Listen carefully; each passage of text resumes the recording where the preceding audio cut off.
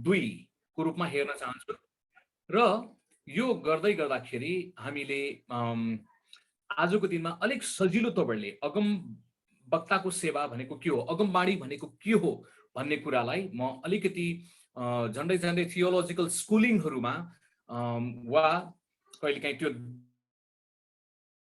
Debate भएको विषय भनौँ वा कतिपय साम्प्रदायिक चर्चहरूमा पनि डिबेट भएको एउटा विषय जो छ, त्यो विषयमा हरेक समूहमा मलाई लाग्छ एक्सट्रिम साइड छ। अनि तर त्यो सबै कुरा के हो भनेर हामी समग्रमा हेर्नेछौँ र यसो हुँदाखेरि अगमवक्ताको सेवकाई, अगमबाणीको महत्त्व के हो भन्ने कुरा तपाईँले यो कक्षाबाट सजिलो तवरले बुझ्न सक्नुहुनेछ।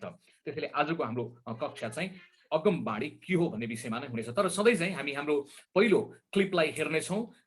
एफिसी 4 अध्यायको 11 पदबाट हामी सुरु गर्नेछौँ।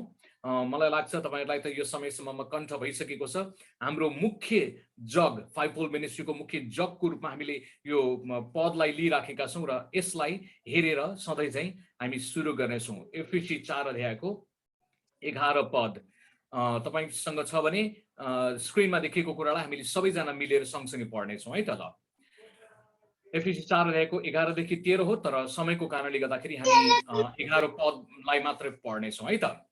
सबैले सँगसँगै पढौँ, 1 2 3। अनि उहाँका वरदानहरू चाहिँ यी नै थिए कि कोही प्रेरितहरू, कोही अगमवक्ताहरू, कोही प्रचारकहरू, कोही मण्डलीका पास्टरहरू र शिक्षकहरू बनुन्। परमेश्वरलाई धन्यवाद होस्। हामीले हेरिराखेको कुरा चाहिँ 5वटा जो विषय छ, प्रेरितको कुरा, पिक्चरमा जाउँ नर्मल, यो सेवकाई जो छ त्यो सबै सेवकाईमा परमेश्वरले दिनुभएको 5वटा सेवकाईलाई हामीले हेरिराखेका छौँ र आजको दिनमा निर्दिष्ट तवरले हामी अर्को एउटा पदबाट पनि सुरु गर्नेछौँ।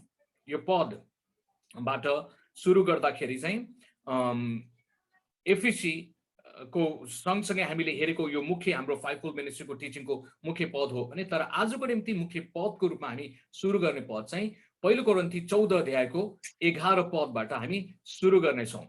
पहिलो कोरिन्थी 14 अध्यायको 11 पद। यो पदलाई सबैजना मिलेर पढ्दाखेरि पनि राम्रो हुन सक्छ। यदि तपाईसँग बाइबल छ भने ठिक छ, बाइबल छैन भने हामी यो कुरा हेर्नेछौँ र सँगसँगै पहिलो कोरिन्थी 12 अध्यायको 10 पद पनि लेखिराख्नु होला। अर्को व्यक्ति पढ्नलाई तयारी हुनुभयो भने एकदमै राम्रो हुन सक्छ। पहिलो कोरिन्थी 14 अध्यायको 1 पद लाई हामी हेर्नेछौँ र विशेष गरिकन पालै पालो गरेर तपाईहरू कसैलाई पढ्ने मन छ भने तपाईँले पढ्न सक्नुहुन्छ है त। अगमबाणी के हो भनेर हामी पहिला हेर्नेछौँ र गएको हप्तामा पनि हामीले भनेको कुरा नै परमेश्वरको मन र हृदयमा भएको कुरा व्यक्त गर्नु, संसारलाई बताउनु अगमबाणी हो भनेर हामीले हेरेका थियौँ। आजको दिनमा मैले प्राय सबै अङ्ग्रेजीमा टाइप गरेको कुरा मात्र ल्याएको छु, किनभने खेतीपातीको समयको कारणले हाम्रो युगेश जसले मलाई नेपालीमा टाइप गर्न सहायता गर्नुहुन्छ उहाँ व्यस्त भएको कारणले गर्दाखेरि मैले अङ्ग्रेजीमा गर्नु पर्यो। त्यसैले what is prophecy? Prophecy is speaking the mind and heart of God. त्यसैले परमेश्वरको मन र हृदयमा भएको कुरा बोल्नु अगमबाणी हो। पहिलो कोरिन्थी 14 अध्यायको 1 पदमा कसैले पाउनु भएको छ भने हात उठाएर म पढ्छु भनेर सिग्नल दिनु होला र तपाईले त्यो आफ्नो समयमा अब पढ्न सक्नुहुन्छ है त। ल, हुन्छ, यहाँ यस्तो लेखेको छ, पहिलो कोरिन्थी 14 मा यस्तो लेखेको छ, प्रेमलाई तिमीहरूको लक्ष्य बनाऊ र आत्मिक वरदानहरूका निम्ति उत्कृष्ट अभिलाषा राख, विशेष गरी अगमबाणी बोल्नका निम्ति।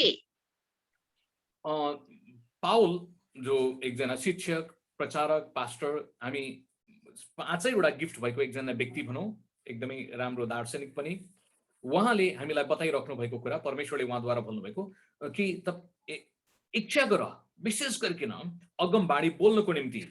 झट्टै यो कुरा सुन्दाखेरि पढ्दाखेरि कस्तो महसुस हुन्छ भने सबैजनाले, मण्डलीमा भएका हरेक सदस्यले अगमबाणी बोल्न सक्दो रहेछ यदि उनीहरूले इच्छा गर्यो भने, चाहना गर्यो भन्ने कुरा चाहिँ यसले देखाउँछ। तर पहिलो कोरिन्थी 12 अध्यायको 10 पदले चाहिँ हामीलाई अर्को एउटा कुरा बताउँछ जो चाहिँ 14 को 1 मा बताएको भन्दा अलिकति फरक। अगमबाणी चाहिँ विभिन्न 9वटा वरदानहरू मध्ये एउटा वरदान हो भन्ने कुरा पनि यहाँ आयो। है। अब यसले के देखाउँछ भने अगमबाणीको वरदान भन्नु र अगम वक्ताको सेवा गर्नु दुईटा फरक फरक कुरा हो भन्ने कुरा पनि स्पष्टसँग बताउन सक्छ। अगमबाणीको वरदान 9वटा वरदानहरू मध्ये एउटा हो र मण्डलीको केही सदस्यलाई हुन सक्छ त्यो 1 मिनेट वा 1-2 शब्द 1-2 वाक्यमा त्यो बोलेर सिद्धिन सक्छ प्रार्थनाको समयमा, चर्चको सेवाको समयमा। भने अगम वक्ताको सेवकाई पहिलो कोरिन्थी 14 अध्यायको 1 पद चाहिँ त्यो 1 घण्टा पनि लाग्न सक्छ त्यो वचन बोल्दै गर्दाखेरि, वा विभिन्न प्रकारले त्यो लामो समय हुन सक्छ। त्यसको एउटा निश्चित ठाउँ नहुन पनि सक्छ। अगमवक्ताले जो अगमबाणीको सेवकाई गर्छ त्यो चर्चको प्रार्थनाको समयमा मात्रै नभएर उसले वा 1-2 वाक्य मात्रै नभएर लामो लामो वाक्य वा घण्टौंको शिक्षा प्रचार पनि हुन सक्छ भन्ने कुरा यसले पनि देखाउन सक्छ।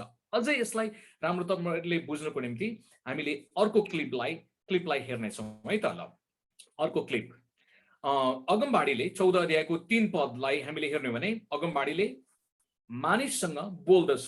कसैले अगमबाडी गर्छ भने उसले मान्छेसँग बोल्छ। अन्तर्विन्ती कसैले गरेको छ भने त्यो मानिसबाट परमेश्वरकोमा जाने, तलबाट माथि जान्छ अन्तर्विन्ती प्रार्थनाहरू।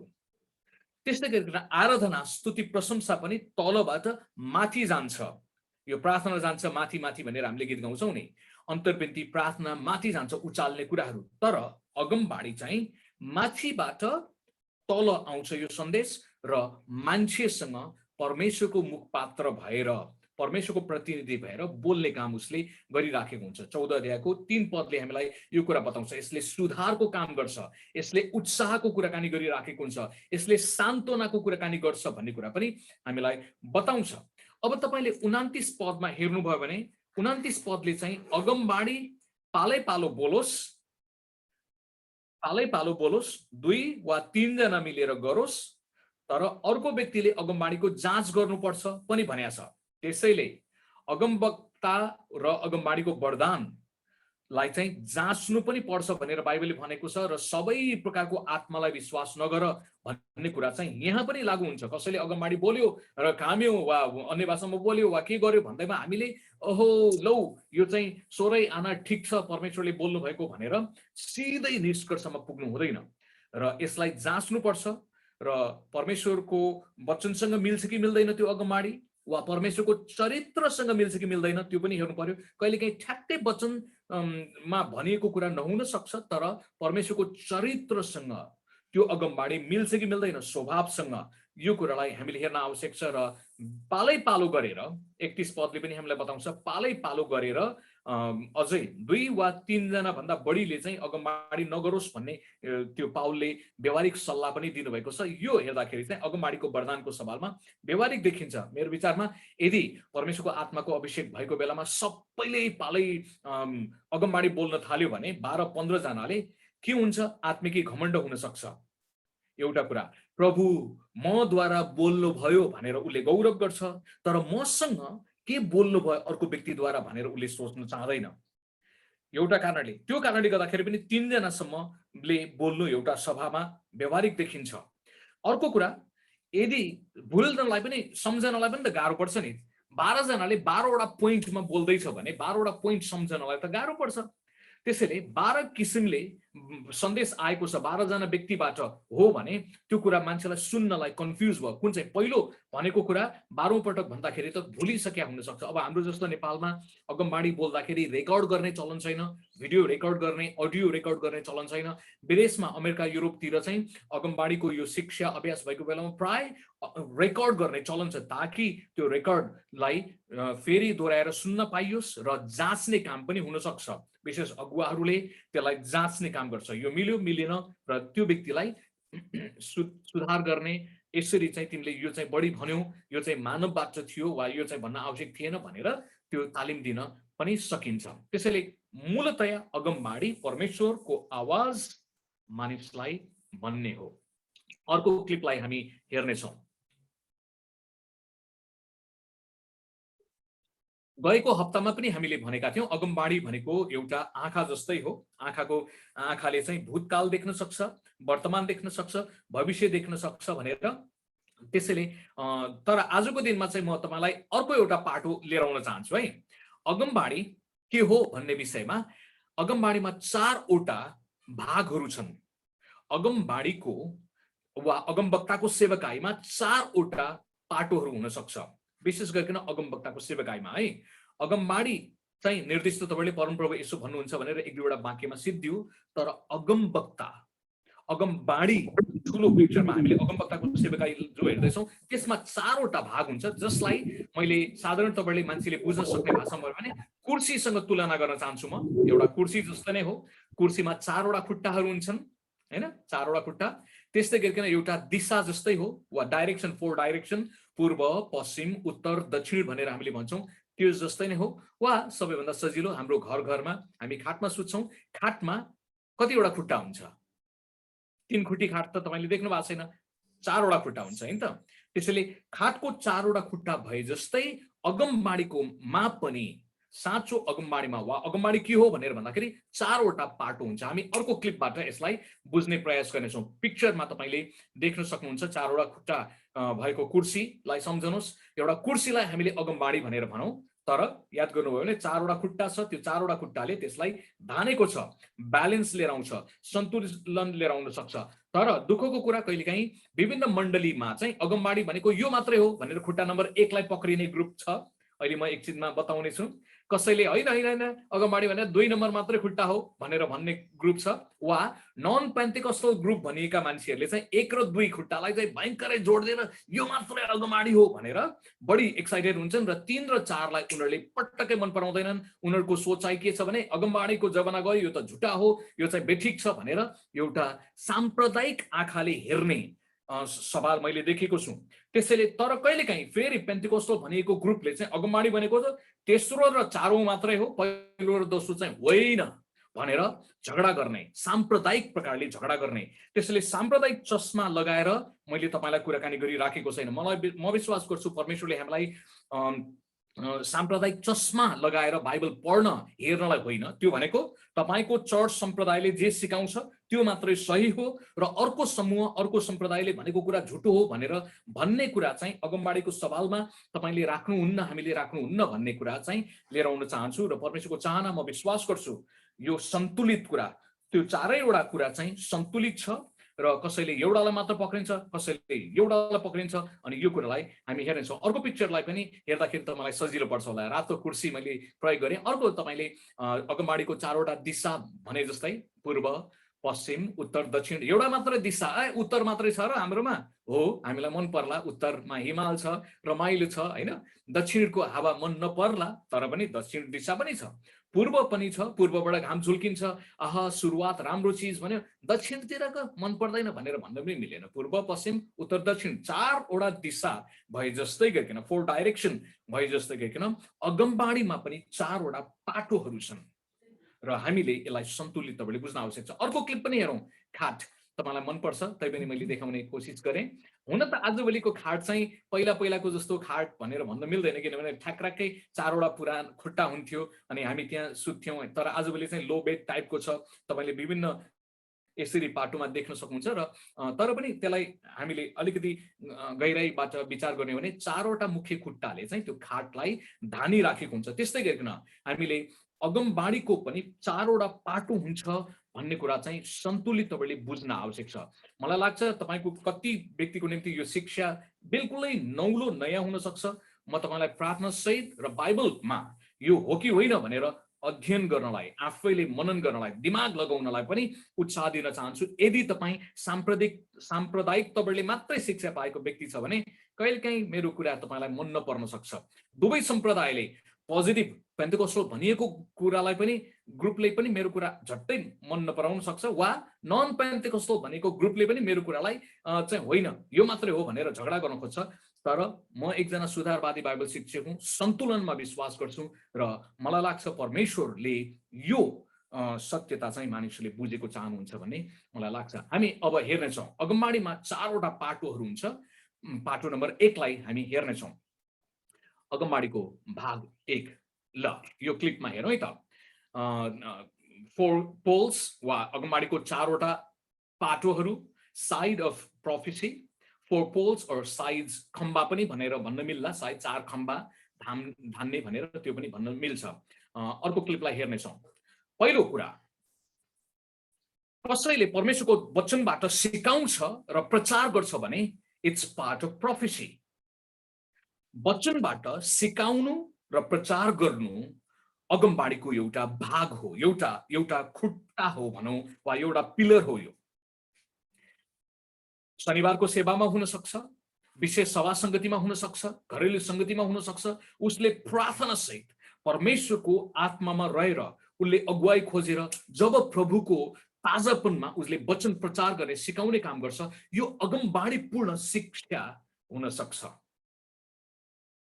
दोस्रो तिमोथी 3:16 हामी मिलेर हेरौँ है त। ल, अप्सरा र मन्जु तामाङ सँगै देखेको छु मैले। अप्सरा र मन्जु दुवैजना मिलेर पढ्दाखेरि कसो होला। र त्यस्तै गरिकन अर्को एकजना आमोस थापा मगर साउदी अरेबियाबाट हुनुहुन्छ। तपाईँ आमोस थापा मगरले चाहिँ प्रस्थान 18:18 पढिदिनु भयो भने एकदमै राम्रो हुन सक्छ। अरू पदहरू लेख्नेहरूले लेखिराख्नु होला। प्रेरित 21 अध्यायको 32 पदले, के अरे 15 अध्यायको 32 पदले भन्छ, त्यहाँ अगमवक्ताहरू थिए जसले सिकाउने काम गर्थे र उनीहरूले अड्ती दिए। ती अगमवक्ताहरूले मानिसलाई अड्ती दिए, तिनीहरूलाई सिकाएर विश्वासमा दरो बनाए भनेर त्यो पदले हामीलाई बताएको छ। त्यस्तै गरिकन हामी अर्को पद पनि तपाईँले लेखिराख्नुहोस् है त। हिब्रू 4:12 पद। अर्को एकजना व्यक्ति विवेक बिके जापानबाट, वाउ, जापानबाट पढ्दाखेरि पनि कस्तो होला है विवेक भाइ, तपाईँले जापानबाट हिब्रू 4:12 पद चाहिँ तयारी गरिदिइराख्नु होला। ल, अहिले हामी दोस्रो तिमोथी 3:16 पद, जसलाई मैले भनेको थिएँ तपाईँले मिलेर पढिदिनु होला यो टाइम। दोस्रो तिमोथी 3:16 मा यसरी लेखिएको छ, मिल्छ भने तपाईँले आफ्नो अनुहार देखाएर पढ्ने है सबैले। ल, अनुहार खोलेर घुम्टो उघारेर, त्यो लुकेर छुपेर गरेको अलिक राम्रो हुँदैन। प्रभुको जन ज्योतिको मान्छेहरू ज्योतिमा देखा परौँ न, मुसुक्क हाँसेर पढ्दैौँ, कसो होला। ल, भिडियो अन गरेर पढ्ने सबैले है, जसलाई मैले जिम्मेवारी दिन्छु तिनीहरूले। ओके, ल पढौँ त नानीहरू। गुड। ल, दुईजना छोरीहरूले मुसुक्क हाँसेर सँगसँगै पढौँ। हुन्छ। दोस्रो तिमोथी 3:16 मा यसरी लेखिएको छ, सम्पूर्ण पवित्र शास्त्र परमेश्वरको प्रेरणाबाट भएको हो र यो सिकाउनलाई, अड्की दिनलाई, सच्याउनलाई, धार्मिकतामा तालिम दिनलाई लायक हुन्छ। आमेन। आमेन। Thank you. नानीहरूले पढेको राम्रो लाग्यो, खुसी लाग्यो, धन्यवाद। र यो खण्डले हामीलाई के भन्छ भने धर्मशास्त्र बाइबल परमेश्वरबाट प्रेरणा भएर लेखिएको हो भनेपछि यो आफै धर्मशास्त्र जो 66 वटा पुस्तक छ, चाहे नयाँ नियम होस् वा चाहे पुरानो नियम होस्, यो परमेश्वरको मन र हृदयमा भएको कुरा हो। र परमेश्वरले अगमवक्ताहरूलाई र उहाँका अभिषिक्त जनहरूलाई लेख्ने प्रेरणा दिनुभयो। त्यसैले बाइबल आफैमा अगमबाडीपूर्ण पुस्तक हो।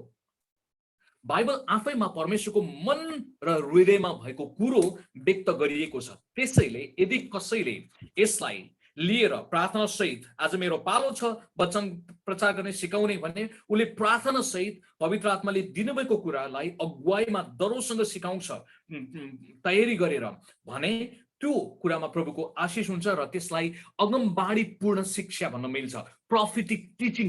अनि त्यो शिक्षा लिएर आउँदाखेरि मान्छेको हृदयमा गडिन्छ, उसले भन्छ ओहो यो त मेरो निम्ति हो, प्रभु आज मसँग बोल्नु भयो। प्रेरित 2 अध्यायमा तपाईँले हेर्नुभयो भने पत्रुसले तिनीहरूको बीचमा एउटा अगमबाडी पूर्ण शिक्षा लिएर आयो। परमेश्वरको धर्मशास्त्रबाट पवित्र आत्माको अभिषेकमा उसले बताइदियो र यो कुरा तिनीहरूको हृदयमा गडियो भनेको छ। प्रेरित 2 अध्यायको 37 पदतिर। अनि तिनीहरूले गडेपछि तिनीहरूले भने भाइ हो हामीले के गर्नुपर्ने हो, र पत्रुसले तिनीहरूलाई दरोसँग भन्यो पश्चाताप गर्नुहोस् र प्रभु येशूको नाउँमा तपाईँहरूले बप्तिस्मा लिनुहोस्। अनि यो अर्तीका कुराहरू दियो।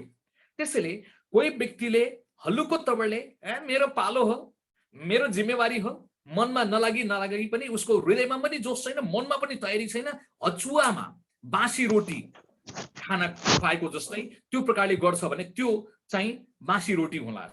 परमेश्वरको जीवित वचन तर उसले मुर्दा तुल्य भएर प्रस्तुत गर्छ भने त्यसले काम गर्दैन। त्यसैले वचनको सेवकाई गर्ने व्यक्तिले प्रार्थना सहित तयारी भएर पूर्व तयारी भएर गर्न आवश्यक छ। मलाई लाग्छ आजभोलि शिक्षकहरू वा प्रभुको वचन प्रचार गर्ने मान्छेहरूलाई चाहिँ अल्छी बनाएको छ, किनभने युट्युबमा यो छ, यो टिचिङ छ, उताबाट पुल आउट गर्यो, उताबाट गऱ्यो, आफैले एउटा मेहनत गर्ने, परिश्रम गर्ने कुरा चाहिँ हट्दै गएको छ। त्यसैले पनि मण्डलीमा प्रचार शिक्षा, यो अगमबाडीपूर्ण शिक्षा फितलो हुँदै गएको हो। त्यसैले प्रार्थना सहित तयारी भएर हुन आवश्यक छ। अग्रिम तयारी, मानसिक रूपमा पनि तयारी, शारीरिक रूपमा, आत्मिक रूपमा तयारी गर्दाखेरि यसले चाहिँ जीवन लिएर आउँछ, यसले परिवर्तन लिएर आउन सक्छ। तपाईको हृदय र मन दुवैबाट वचन आउनु पर्यो, तयारी हुनु पर्यो। म आत्मामा तयारी छु, शरीरमा छैन भनेर भन्यो भने राम्रो भएन। बहाना बनाउने होइन, बेला र कुबेलामा प्रचार गर्न तयारी हो भनेर बाइबलले बताउँछ नि, हो त्यो कुरा चाहिँ प्राय जसो अगमवक्ताहरू चाहिँ त्यही कारणले जहिले पनि बेला र बेलामा उनीहरू लास्ट आवरमा बताउँदाखेरि पनि उनीहरू तयारी हुन्छन्। किन? तिनीहरूकोमा वचन चाहिँ उनीहरूको मनमा पनि हुन्छ, उनीहरूको हृदयमा पनि छ। परमेश्वरले उनीहरूको हृदयमा गजबले त्यो कुरा दिन सक्नुहुन्छ। प्रस्थानको पुस्तक 18 पदलाई जापानबाट हामी पढौँ है त। बाबुको तयारी छ भने तपाईँले पढिदिनुहोस्। प्रस्थान 18 र अर्को व्यक्ति हिब्रू 4:12 पद जसलाई मैले दिएको छु, तपाईँ पनि एकदमै स्ट्यान्ड बाई तयारी भएर बसिराख्नु होला। ओके, जापानबाट हुन्छ, फेरि पनि सबैलाई जय मसीह। विवेक बाबु, ओके पढ्दियौँ। जय मसीह। कति? प्रस्थान 18:18 भन्नुभएको होइन? हो, हुन्छ। यहाँ यसरी लेखिएको छ, तिमी घोटिनेछौ, तिमी र तिमी कहाँ आउने यी सबै मानिसहरू, किनभने यो काम तिम्रो निम्ति साह्रै चर्को छ, तिमीले यो काम एक्लै गर्न सक्ने छैनौ। आमेन। ओके, अब यो कुरामा चाहिँ तपाईले अर्थी दिएको कुरा पाउनुहुन्छ।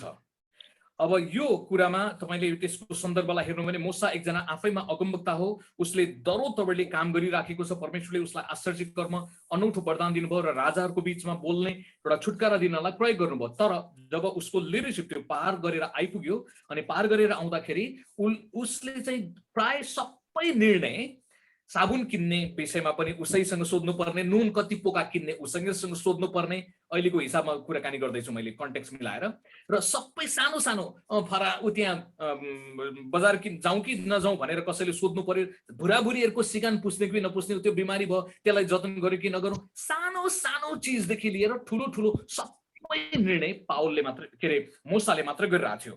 र उसको ससुरा उसलाई भेट्न आएको बेलामा ससुराले देख्यो मेरो ज्वाइँ त दिनभरि राम्रो त गरेछ, उसले व्यवस्था पनि सिकाछ, तर सानो डिटेलको कुरा पनि आफैले गरेछ। उसले के देख्यो भने उसका अरू अगुवाहरूले टुवाटो हेरेर मात्र बस्ने, तर सबै डिसिजन मेकर, सिंगल डिक्टेटरशिप टाइपको उसको लिडरसिप त्यही नै थियो। किनभने ऊ त दरबारमा हुर्क्यो, सम्भवतः राजाहरूले पुरानो समयमा सबै कुरा अलराउन्डर गर्ने एउटा बानी थियो, अनि त्यही नानीदेखिको बानी उसकोमा थियो। र उसलाई परमेश्वरले अन्य जाति ससुराद्वारा बोल्नु भयो, बाबु ज्वाइँ साहब, अहिले नेपालको भाषामा भने ज्वाइँ साहब तपाईले गरे ठिक भएन, यो के गरे तपाईले एक्लैले निर्णय गर्दैछ, तपाईले जिम्मेवारी बाँडफाँड गरिदिनुहोस्, तपाईले अगुवाहरू निर्माण गर्नुहोस्, 100 50 कुल गरेर त्यो चाहिँ गर्ने, ताकि तपाईले मेजर डिसिजन मात्रै गर्ने र माइनर डिसिजन चाहिँ यिनीहरूले गरोस्, यिनीहरूले गर्न नसकेका कुरा मात्रै तपाईले छिनफान गरिदिनुहोस्। कहिलेकाहीँ शिक्षामा अर्थीका कुराहरू आउन सक्छ, कहिलेकाहीँ व्यक्तिगत तपाईँले तपाईँलाई सिकाउँदा कसैले मान्छेले भन्न सक्छ, र हामी चाहिँ जहिले पनि हृदयमा खुला छौँ, परमेश्वरको कुराहरू सिक्नलाई तयारी छौँ भने, नम्रताको आत्मा छ भने त्यो कुरा अन्य जातिबाट पनि परमेश्वर बोल्न सक्नुहुन्छ। सपना दर्शनद्वारा तपाईँको दाजुभाइ दिदीबहिनीबाट, तपाईँको घरको परिवारबाट पनि त्यो कुराहरू आउन सक्छ।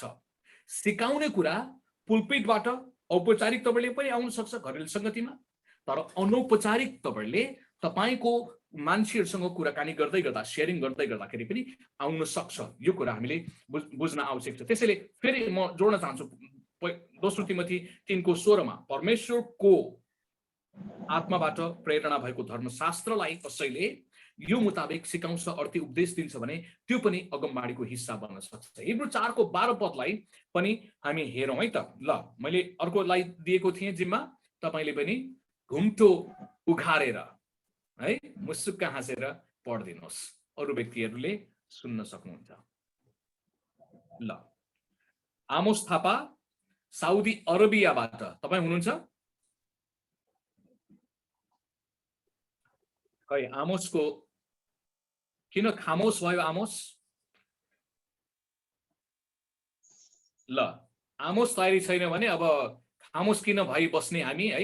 भाइ सिमोन तपाईँले नै त्यसलाई सहायता गरिदिनु भने राम्रो हुन्छ। सुन्न मन लागिरह्यो होला है आमोसलाई। आमोस भाइ बोल्नु पर्यो है तपाईँ।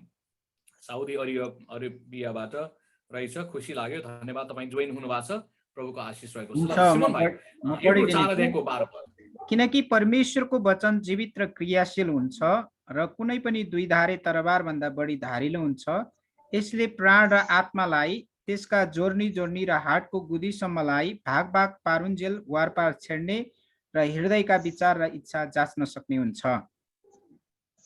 त्यसैले जब वक्ताले, प्रचारकले शनिबारको सेवामा, विशेष सभा सङ्गतिमा धर्मशास्त्रबाट प्रार्थना सहित उसले वचन लिएर आउँछ, यो त अगमबाडी हो, यसले सुधार गर्छ, चुनौती दिन्छ, चेतावनी दिन्छ, आफैलाई पनि काटछाँट गर्छ। यो चाहिँ शक्तिशाली हृदयभित्र काम गर्न सक्छ, किन? परमेश्वरको वचन हो। त्यसैले परमेश्वरको वचनको सेवकाई गर्ने व्यक्तिहरूलाई मेरो उत्साह, त्यहाँ ठुलो मान्छे आयो, त्यहाँ सानो मान्छे आयो, त्यहाँ अनुभवी आयो, मेरो गुरु आयो, मेरो बाउ आमा आयो भनेर होइन। प्रभुले तपाईँलाई दिनुभएको चिज जो छ त्यो लिनुहोस् र त्यसलाई प्रार्थना सहित तपाईँले वचनलाई बोल्नुहोस्। वचनमा जीवन छ, वचनमा शक्ति छ, वचनमा अभिषेक छ र यसलाई तपाईँले प्रार्थना सहित काम गर्नुभयो भने यो त सबै शक्तिभन्दा माथि छ नि त। त्यसैले तपाईँ डराउनु पर्दैन। परमेश्वरको वचनलाई तपाईँले तयारी साथ प्रभुले दिनुभएको कुरा छ भने घोषणा गर्नुहोस्, यो अगमबाडी पूर्ण, यसले कसैको जीवनमा डरोसँग काम गर्छ। यसैको पुस्तकमा लेखिएको छ, मेरो वचन सित्तैमा त्यो काम नगरिकन फर्कने छैन, त्यसले काम गर्छ। त्यसैले प्रचार गर्नुहोस्, सिकाउनुहोस्, अर्थी उपदेश दिनुहोस्, वचनमा रहेर र यसले जीवन लिएर आउन सक्छ। अलिकति म अगमवक्ताको सेवकाई गरिराखेका व्यक्तिहरूलाई थोरै करेक्सनको कुराकानी गर्न चाहन्छु। आजभोलि गएको हप्तामा मैले 2वटा जुम सङ्गतिबाट 2जना अगमबाडी गर्ने मानिसहरूको प्रार्थना र सेवालाई हेरेँ। साथीभाइहरूले, यी भाइहरूले, बहिनीहरूले बाइबलको खण्ड प्रयोग गरेकै देखिन। 1 घण्टासम्म बोल्नुभयो तर बाइबलको ठ्याक्कै खण्ड चाहिँ प्रयोग गरेको पाइन। त्यसैले मेरो उत्साह, तपाईँले प्रार्थना सहित बाइबलको खण्डबाट सुरु गर्नुहोस्। तपाईँलाई बाइबलको खण्ड थाहा छैन भने, तपाईँको हृदयमा यो विषयमा बोल्ने मन छ भने तपाईँको अनुभवी मान्छेहरूसँग सोध्नुहोस्, दाइ भाइ मेरोमा यो विषयसँग मिल्ने एउटा पद भनिदिनुहोस् न, खण्ड के छ भनेर सोधेर गर्न सक्नुहुन्छ। तपाईँले वचन बिना बोल्न थाल्नुभयो भने मान्छेहरूले तपाईँलाई हावादारी कुरा रहेछ भनेर सम्झनेछन्। त्यसैले वचनलाई तपाईँले पहिला सुरु गर्ने र वचनमा नै खडा भएर तपाईँ अगाडि बढ्दै जाने, ताकि हामी वचन केन्द्रित व्यक्तिहरू हौँ। हाम्रो भावना, दर्शन जेसुकै होस्, वचनले चाहिँ ब्याकअप गर्नै पर्छ। यदि गर्दैन भने हामी भावनावादतिर जान सक्छौँ र त्यो चाहिँ अगमबाडीको सेवकाई चाहिँ फितलो हुन सक्छ वा कमजोर हुन सक्छ। थियोलोजिकल पाटोको पक्षबाट हेर्दाखेरि तपाईँलाई मान्छेले पछि इन्कार गर्न पनि सक्छ। त्यसैले वचनमा खडा भएर अगाडि गर्ने। अब त्यो अगमबाडीको वचनहरू सिकाउने कुराहरू कहाँ प्रयोग गर्ने भन्दाखेरि अवश्य पनि चर्चमा, विशेष मण्डलीको सेवाको दिनमा हुन सक्छ, विशेष सेवा सङ्गतिहरूको समयमा हुन सक्छ, घरेलु सङ्गतिमा हुन सक्छ र अनौपचारिक रूपमा तपाईँ यात्रा गर्दै गर्दाखेरि, भेट गर्दाखेरि पनि अगमबाडीका कुराहरू आउन सक्छ। पुरानो नियममा तपाईँले याद गर्नुभयो भने साउल राजा गधा खोज्न हिँडिराखेका थियो साउल, अनि त्यो गधा खोज्दै गर्दाखेरि अगमवक्ता आएर उसलाई अगमबाडी दिएको हो। याद गर्नुहोस्, विशेष सभामा होइन र कुनै सभाघरमा कुनै धार्मिक कार्यक्रममा त्यो अगमबाडी आएको थिएन। गधा खोज्न जाँदाखेरि अगमबाडी आएको छ, सामुएलले उसलाई दियो। त्यसैले परमेश्वरले अगमबाडी वा अगमवक्ताहरूलाई दिन सक्नुहुन्छ। तर अगमबाडीको वरदान चाहिँ जो छ, तपाईँले टाइमिङमा बोल्न जान्नुपर्छ। यदि टाइमिङमा तपाईँले गर्नु भएन भने कुरा बिग्रिन सक्छ। सबै कुराको समय छ भन्ने सिद्धान्तलाई हामीले याद गर्न आवश्यक छ। कुनै पनि समय भनेर भन्दाखेरि प्रभुले तपाईँलाई अगुवाई गर्नुहुन्छ प्रार्थना सहित, कहिले भन्ने कहिले नभन्ने भन्ने टाइमिङ थाहा छैन भने तपाईँले अगुवाहरूसँग सल्लाह गर्न पनि सक्नुहुन्छ। अर्को क्लिपलाई हामी हेरौँ है त। अर्को क्लिपलाई अगमबाडीपूर्ण वचन प्रभुले दिन सक्ने कुराहरू नै विभिन्न तपाईँले आउन सक्छ। प्रभुले तपाईँलाई बाइबल पढ्दै गर्दाखेरि प्रभुले त्यो अगमबाडीपूर्ण वचन दिन सक्नुहुन्छ।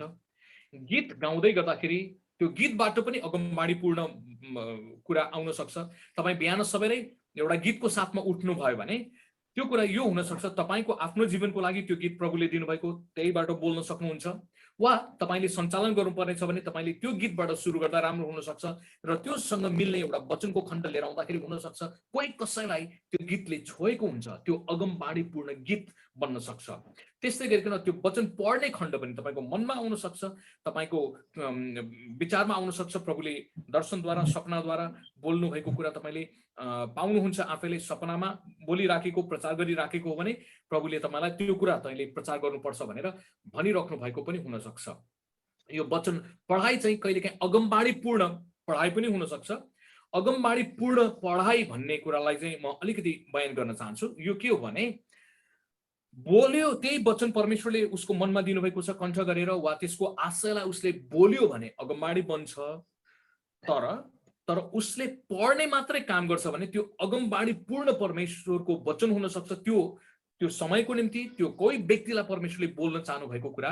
हुन सक्छ मेरो एउटा सानो उदाहरण दिउँ म भर्खरै नयाँ वक्ता थिएँ काठमाडौँको एउटा चर्चमा मलाई एउटा चर्चले बोल्नलाई बोलाएको थियो निम्तो दिएको थियो सायद 1-2 जना सँग मेरो परिचय थियो अधिकांश 90-100 जना मान्छेहरू सबै चर्चको विश्वासीहरू मेरो निम्ति अपरिचित मैले प्रार्थना गरेँ प्रभुले मेरो हृदयमा वचन राखिदिनु भएको छ म तयारी भएर गएँ तर संगति जाँदाखेरि नयाँ विश्वासी नयाँ एउटा प्रचारक भएको कारणले गर्दाखेरि म अकमक्क परेँ द्वितीय स्कुलमा बोल्ने बानी थियो मेरो तर चर्चमा त्यतिको बोलिहाल्ने बानी अरूको चर्चमा गएर बोल्ने बानी थिएन अनि म अलिकति अकमक्क परेँ अल्न्युलमा पढ्दै थिएँ प्रभुले दिनुभएको वचन यही नै हो त परमेश्वरको इच्छा यही नै हो त आज मैले बोल्नु पर्ने भन्ने अकमक्क पर्न थालेँ अनि आराधनाको क्रममा मैले आत्मामा गीत गाउँदै बसेँ अनि त्यसले डरलाई भगाउने काम त गर्यो मद्दत गर्यो तर राम्रो कुरा के भयो भने सञ्चालन गर्नेले नेपालको मण्डलीमा आउनुहोस् हामी प्रभुको आवाज सुनौँ भनेर भन्ने चलन छ त्यो त एकदमै राम्रो कुरा चाहे ब्याप्टिस्ट चर्च होस् चाहे पेन्टिकोस्टल चर्च होस् आउनुहोस् हामी प्रभुको आवाज एकछिन सुनौँ भनेर भन्ने चलन छ अनि त्यो सञ्चालन गर्ने व्यक्तिले भन्नुभयो अनि त्यो भिडमा सबैजना शान्त बस्यो र म चर्चको एउटा कुनामा पछाडि कुनामा थिएँ र मेरो अर्को कुरामा भएको एउटा व्यक्तिलाई प्रभुले अगमबाडीपूर्ण वचन दिनुभएको छ र उसले त्यो वचनलाई बोल्ने काम उसले वचन बोल्ने काम उसले पढ्ने काम गर्यो कुन चाहिँ व्यक्तिको अफ गर्न आवश्यक छ है तपाईको बन्द गर्नुहोस् आवाज आएर डिस्टर्ब गरिरहेछ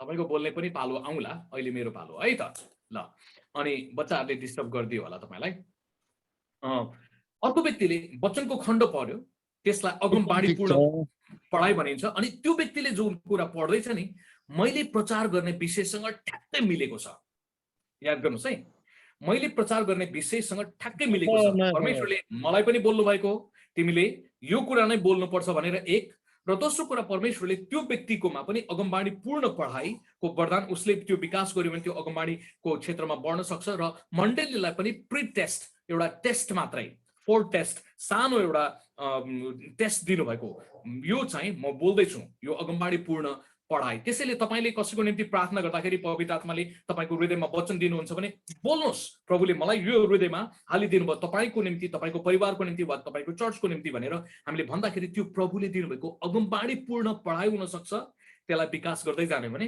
त्यो आफै अगमबाडीमा बढ्दै जान पनि सक्छ अगमबाडीको वरदानलाई त्यसरी विकास गर्न सकिन्छ अब कहिलेकाहीँ तपाईलाई अगमबाडीको वरदान त्यस्तो छ कि छैन भनेर चेक गर्ने कुरा चाहिँ तपाई चर्च जानुहुन्छ तपाईको हृदयमा एउटा विषयमा मनमा खेलिराखेको हुन्छ र वक्ताले आएर ठ्याक्कै त्यही विषयमा प्रचार गर्छ यदि यस्तो हो भने तपाईकोमा अगमबाडीको वरदान र अगम वक्ताको सेवकाईमा बढ्न सक्ने परमेश्वरको आवाज सुन्न सक्ने क्षमता छ भन्ने कुरा हो र तपाईले आत्मामा सजग भएर बढ्दै जानुभयो भने तपाईले त्यो कुरा विकास गर्न सक्नुहुन्छ फेरि म दोहोर्याउँ तपाई वक्ताले बोल्नुभन्दा अगाडि नै तपाईको हृदयमा त्यो वचन आइराखेको हुन्छ त्यो सम्झना आइराखेको हुन्छ अनि वक्ताले ठ्याक्कै त्यही कुरा बताउँछ म तपाईलाई एकछिन सोध्न चाहे हामी जुमको एउटा फाइदा चाहिँ कतिजनालाई त्यस्तो महसुस भएको छ वक्ताले बोल्नु अगाडि वा घरबाट तपाई जाँदा जाँदै त्यो वचन तपाईको मनमा हृदयमा आएको छ अनि वक्ताले एक्ज्याक्टली त्यही कुरा बताउँछ हात उठाउनुहोस् त कतिजनाको त्यो छ हामी हेरौँ यसलाई घटाइदिन सक्छु यसलाई त्यसलाई ठुलो बनाइदियो कोही छ ओके एक दुईजनालाई मैले देख्दैछु, हेरौँ म हेर्न चाहन्छु प्रभुले तपाईँसँग बोल्नु भएको वा हृदयमा देखाउनु भएको तर वक्ताले ठ्याक्कै त्यही कुरा नै बोलेको। ओके, हात उठाउँदै गर्नुहोस् न है, मैले त्यहाँ हेर्दैछु। गुड, एक दुईजनाले त्यो अनुभव गरिराख्नु भएको छ। राम्रो। यदि तपाईँले आत्मामा पटक पटक त्यो कुरा भइरहन्छ भने तपाईँकोमा अगमबाणीको वरदान वा अझै राम्रो तपाईँले विकास गर्ने भने अगमवक्ताको सेवकाई विकास गर्ने सम्भावनाको एउटा सूक्ष्म रूप हो। त्यो अंकुरणको रूपमा हुन सक्छ। तपाईँ आत्मामा सजग भएर तपाईँले विकास गर्नु भने परमेश्वरको आवाजलाई थाहा पाउन सक्ने वा आत्मा छुट्याउने वरदानसँग पनि जोडिएको वरदान छ यो। सायद पछि परमेश्वरले हामीलाई अनुमति दिनुभयो भने हामी त्यो आत्मा छुट्याउने वरदानहरूको पाटोमा पनि हेर्ने प्रयास गर्नेछौँ। तर आजभोलि चाहिँ हामी फाइभ फोल्डको श्रृङ्खलामा छौँ। त्यसैले परमेश्वरले त्यसरी बोल्न सक्नुहुन्छ। अर्को क्लिपमा हामी हेरौँ है त। ल, गीतद्वारा आउन सक्छ, बिहान सबेरै वा तपाईँ यात्रा गर्दा गर्दा पनि हुनसक्छ विभिन्न। तपाईँले अर्को क्लिपमा हेरौँ। तपाईँ कहिलेकाहीँ त्यो मेलोडीको साथमा हुन सक्नुहुन्छ, दर्शनसँग हुनसक्छ, ज्ञानको वचन हुनसक्छ, विभिन्न। तपाईँले यो परमेश्वरको वचन चाहिँ त्यो व्यक्तिकोमा, चाहे अगमवक्ता होस् चाहे अगमबाडीको वरदान भएको होस्, त्यसमा विभिन्न तपाईँले आउन सक्छ। तर मैले यही बताइराखेको कुरा चाहिँ बढी अगमवक्ताको सेवकाई गर्ने व्यक्तिहरूकोमा यसरी ती कुराहरू आउन सक्छ। ज्ञानको वचनद्वारा भनेर भन्दाखेरि कस्तो हो भने अनौठो प्रकारले यो काम गर्न सक्छ। एक दिन म चर्चमा थिएँ, चर्चमा अलिक अगाडि गएर प्रार्थना गरेर बस्दै थिएँ, अनि अचानक केही व्यक्तिहरू चर्चभित्र प्रवेश गरे। अचानक मेरो मनमा एउटा अनौठो प्रकारको विचार आउन थाल्यो। अनौठो विचार के हो भने म मेरो मरेको आमालाई भेट्न चाहन्छु, एकपटक भए पनि भेट्न पाए हुन्थ्यो भन्ने विचार मेरोमा अनौठो तपाईँले डरोसँग आउन थाल्यो। गजबको विचार। त्यो विचार ममा कहिले पनि आएको थिएन। अब संयोग भन्नुपर्छ, मेरो पनि आमा 4 वर्षको उमेरमा बित्नु भएको हो, तर मैले मरेको आमालाई भेट्ने इच्छा कहिले पनि गरेको थिइनँ। चर्चमा बस्दै चाहिँ प्रार्थना गर्दै थिएँ, अचानक तपाईँले झन्डै 30 मिनट भन्दा बढी चाहिँ डरोसँग त्यो विचार आयो। अनि मलाई ठ्याक्कै त्यो के हो भन्ने कुरा थाहा भएन। तर परमेश्वरले मलाई ज्ञानको वचन, वर्ड अफ नलेज, अर्को व्यक्तिको जीवनमा भएको कुराको सूचना उहाँले मलाई दिँदै हुनुहुन्थ्यो भन्ने कुरा मैले पछि मात्र थाहा पाएँ। अनि केही समयपछि एउटा भाइसँग संगति सकिसकेपछि एउटा भाइसँग सायद संगति भन्दा अगाडि एउटा भाइसँग मेरो कुराकानी भयो। कुराकानी गर्दै गर्दाखेरि त्यो भाइ चाहिँ म चाहिँ धेरै यात्रा गर्ने, बेला बेलामा चर्चमा आउने, अनि त्यसैले नयाँ आएको मान्छेहरूलाई म त्यतिको चिन्दिनँ थिएँ। अनि त्यो भाइलाई सोधेँ तपाईँको घर कहाँ हो, के कसो हो?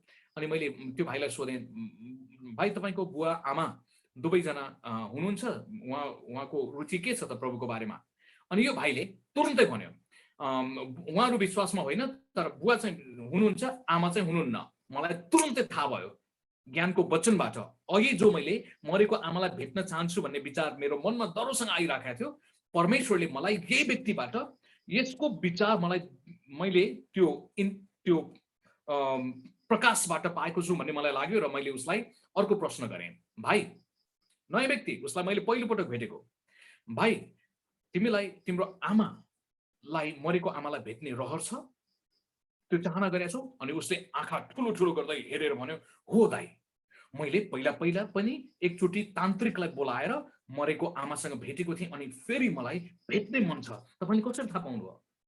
ज्ञानको वचनद्वारा परमेश्वरले त्यो सूचना तपाईँलाई दिन सक्नुहुन्छ। हामीले अगमवक्तालाई आँखा भनेर भनेको थियौँ नि, हो, उसले कहिलेकाहीँ रहस्यमय तवरले त्यो सूचना पाउन सक्छ। कहिलेकाहीँ तपाईँले स्टेजबाट कन्फरेन्स गर्ने व्यक्तिले फलानु व्यक्ति यहाँ यो छ जसको चाहिँ यो दुखेको छ, त्यो दुखेको छ भनेर बोलाउँछ नि, कहिलेकाहीँ उसलाई आफ्नो शरीरमा पनि त्यो पीडा महसुस हुन्छ। उसको आफ्नो पीडा होइन, तर सेवाकाई गर्न जाँदाखेरि अचानक आएको हो भने त्यहाँ कोही त्यस्तो व्यक्ति छ जसकोमा त्यो समस्या छ भनेर परमेश्वरले देखाउनु भएको पनि हुनसक्छ। त्यसैले अब अगमवक्ताको सेवकाई व्यक्ति छ भने यो कुरा थाहा पाएपछि उसले शिक्षाद्वारा, अर्थीद्वारा मान्छेलाई भनेर, प्रश्न गरेर, कुराकानी गरेर, संवाद गरेर पनि गर्न सकिन्छ। येशू प्रभुले यूहन्ना 4 अध्यायमा यो कुरा गर्नु भएको छ। येशूलाई यूहन्ना 4 अध्यायको स्त्री व्यभिचारी स्त्री हो भन्ने कुरा थाहा भयो वर्ड अफ नलेजबाट, तर उहाँले त्यसलाई बुद्धि प्रयोग गरेर कुराकानी गर्नुभयो अनि बिस्तारै उसको गल्ती प्रेमपूर्वक देखाइदिनु भयो र त्यसपछि त्यो व्यक्तिले विश्वास गरेर प्रभुको राज्यमा धेरै मानिसहरू आए।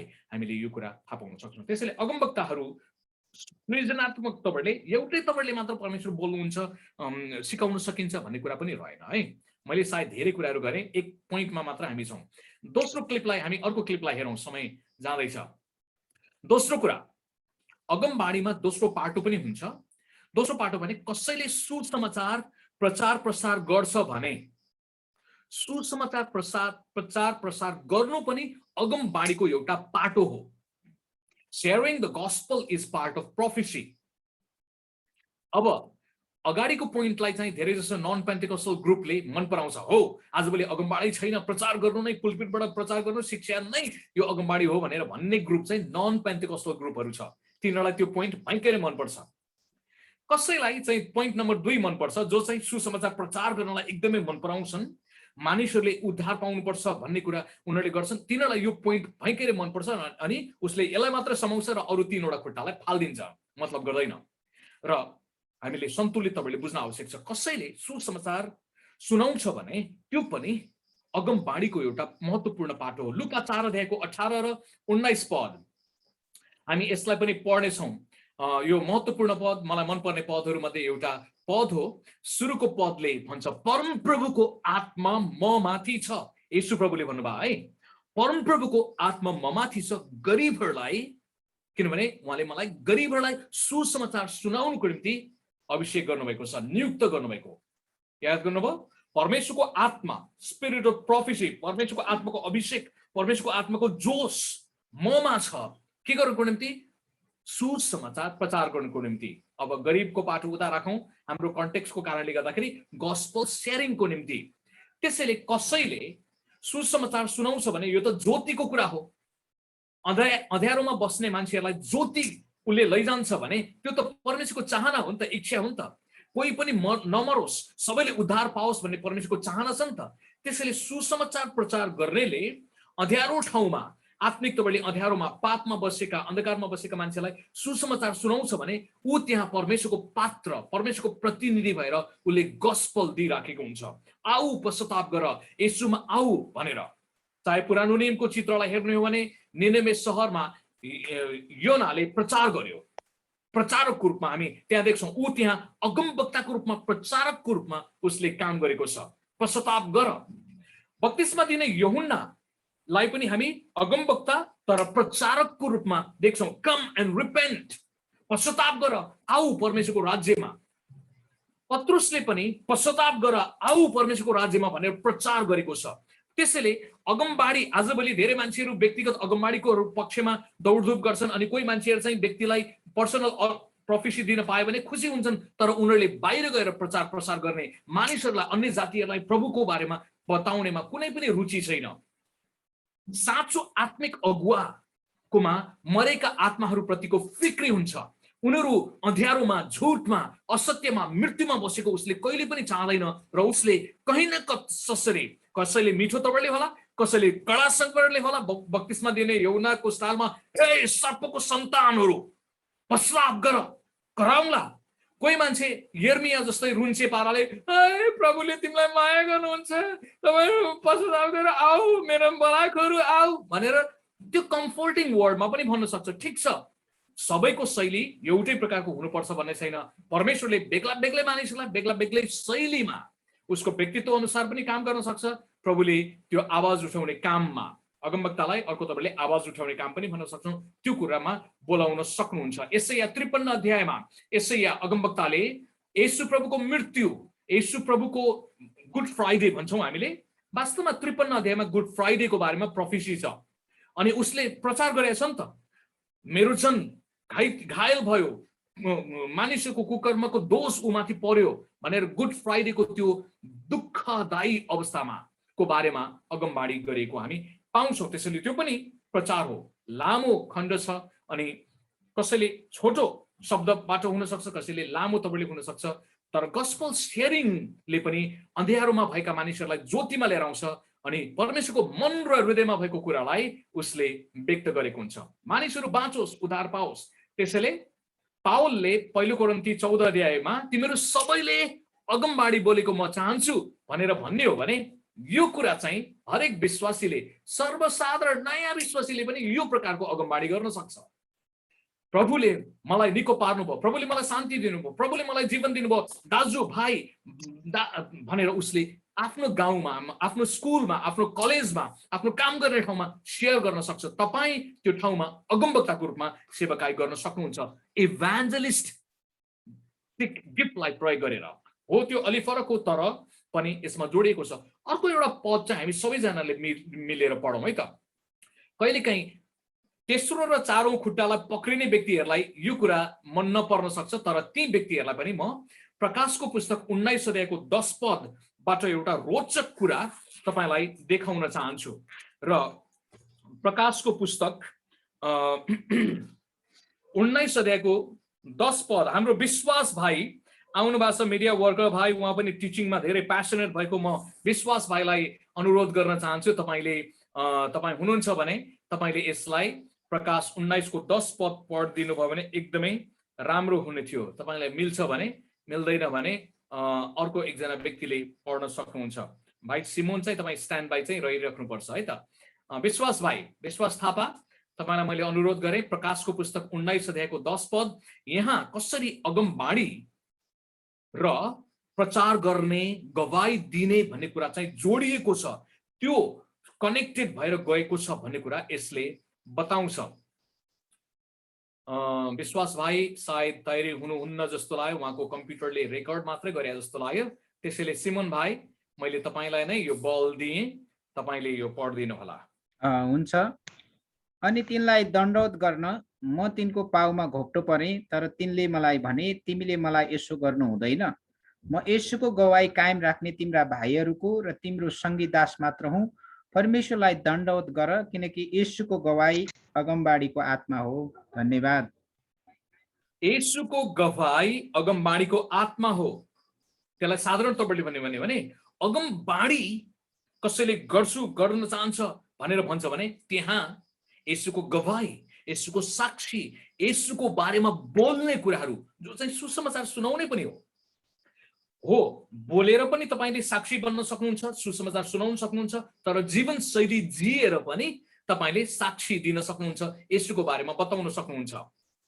तर हाम्रो सन्दर्भको कारणले गर्दाखेरि अगमबाडी भित्र गवाई पनि मिसिन्छ, अर्थात् सुसमाचार, यसुको बारेमा प्रचार गर्नु, यसुलाई उचाल्नु, यसु नै मुक्तिदाता हुनुहुन्छ भनेर भन्ने कुरो चाहिँ अगमबाडी पूर्ण प्रचारमा एकदमै मिल्छ। प्रेरित 4 अध्यायको 12 पदमा प्रेरितहरूले एकदमै घोषणा गरे, स्वर्गमा पृथ्वीमाथि मुक्ति पाउनलाई अरू कुनै पनि नाउँ दिएको छैन, यसु मात्रै। यसु मात्र यो अगमबाडिक आत्मामा परमेश्वरको मन र हृदयमा भएको कुरालाई यिनीहरूले घोषणा गरे। मान्छेलाई यो कुरा मन नपर्ला, तर पनि सत्यता यही नै हो। धर्ममा मुक्ति छैन, कर्ममा मुक्ति छैन। देवी देवता आफै पनि मुक्तिको खोजमा लागेका मान्छेहरू, व्यक्तिहरू, तिनीहरूले पनि अरू देवी देवतालाई पूजा पाठ गरेको देखिन्छ। तपाईले हिन्दू शास्त्रकै कुराकानी गर्नुभयो भने ब्रह्माजीले पनि अर्को देवतालाई पूजा गरेको देखिन्छ, विष्णुले पनि पूजा गरेको देखिन्छ, उनीहरूभन्दा माथि कसैलाई शक्तिलाई पुकारा गरेको देखिन्छ। त्यसैले देवी देवता आफै पनि मुक्तिको खोजमा रहेका ती व्यक्तिहरू, त्यो कारणले उनीहरूले मुक्ति दिन सक्दैन। यसैले बाइबलले स्पष्टसँग भन्छ मुक्ति येशूमा मात्रै छ। यसो नाउँको अर्थ नै मुक्तिदाता, उद्धारकर्ता, बचाउने परमेश्वर। त्यसैले अगमबाडी परमेश्वरको आत्माबाट अभिषिक्त रूपमा मानिसले यो कुरा बोल्छ, सुनाउँछ, घोषणा गर्छ, अनि यो परमेश्वरको इच्छा हो, यो परमेश्वरको चाहना हो। परमेश्वरको कुरालाई हामीले बोलिराख्नुपर्छ। पश्चाताप गर भनेर भन्ने कुरा होला। अब कसैको चाहिँ प्रचारको शैली अलि फरक हुन सक्छ है। जस्तै कि तपाईले बक्तिस्मा दिने यूहन्ना चाहिँ कडा शैलीले प्रचार गर्ने एकजना प्रचारक र अगमवक्ताको रूपमा तपाईले देख्नुहुन्छ। त्यस्तै एकजना राइनहोल्ड बङ्की भन्ने एकजना जर्मन नागरिक, जर्मनी देशको, तर अफ्रिकामा गएर कडा अगमवक्ताको रूपमा सङ्घाई, चिन्ह, आश्चर्य कर्मको साथमा उहाँले अफ्रिका तिमीहरूले उद्धार पाउनुपर्छ भनेर कडा प्रचार गर्नुभयो। इभान्जलिस्ट हो, तर प्रोफेटिक एनोइन्टिङको साथमा उहाँले त्यहाँ चङ्गाई, आश्चर्य कर्म, भूतहरूलाई लगार्दै छुटकाराको सेवकाईको साथमा कडासँग उहाँले प्रचार गर्नुभयो। उहाँ एक प्रकारले भने त्यो अगमवक्ताको सेवकाई पनि मिसिएको छ। अफ्रिका पुरै महादेशले उद्धार पाउनुपर्छ भनेर उहाँले गर्नुभयो र प्रभुले उहाँलाई सफल पनि बनाउनु भयो र उहाँको कारणले गर्दाखेरि हजारौं मण्डली अफ्रिकामा सुरु भयो र जागृतिको लहर आएको छ। बिली ग्राहमलाई पनि तपाईँले राम्रोसँग सुन्नुभएको छ भने उहाँको टिचिङहरूलाई हेर्नुभयो भने उहाँको प्रिचिङलाई, सुसमाचार जसको प्रचारले गर्दाखेरि 32 लाख मानिसहरूले प्रभु येशूलाई विश्वास गरे, ग्रहण गरे भनेर उहाँको बिली ग्राहमको मिनिस्ट्रीले बताएको छ। अनि उहाँको प्रचारलाई तपाईँले हेर्नु भने एउटा अगमवक्ताले जस्तै परम प्रभु भन्नुहुन्छ, अरू कुनै उपाय छैन, कडासँग अभिषिक्त रूपमा उहाँले एउटा अगमवक्ता र प्रचारक रूपमा मानिसहरूलाई प्रचार गर्नुभयो। यही कारणले गर्दाखेरि त 33 लाख मानिसहरूले उहाँको सभामा, धेरै शिक्षितहरूले, बौद्धिक मानिसहरूले, विभिन्न तह तबकाका मानिसहरूले प्रभु येशूलाई मुक्तिदाता र प्रभु भनेर ग्रहण गर्यो। अब पेन्टिकोस्टल सर्कलको मान्छेहरूले चाहिँ के गल्ती गर्छ भने बिली ग्राहम अन्य भाषा पनि नबोल्ने, यो ब्याप्टिस्ट चर्चको मान्छे, पवित्र आत्माको भरपुरी पनि नपाएको मान्छे भनेर त्यो एकदमै फुच्चे केटाकेटीहरूको मटेङ्ग्रा खेलाउने प्रकारको कुराकानी गर्छन्।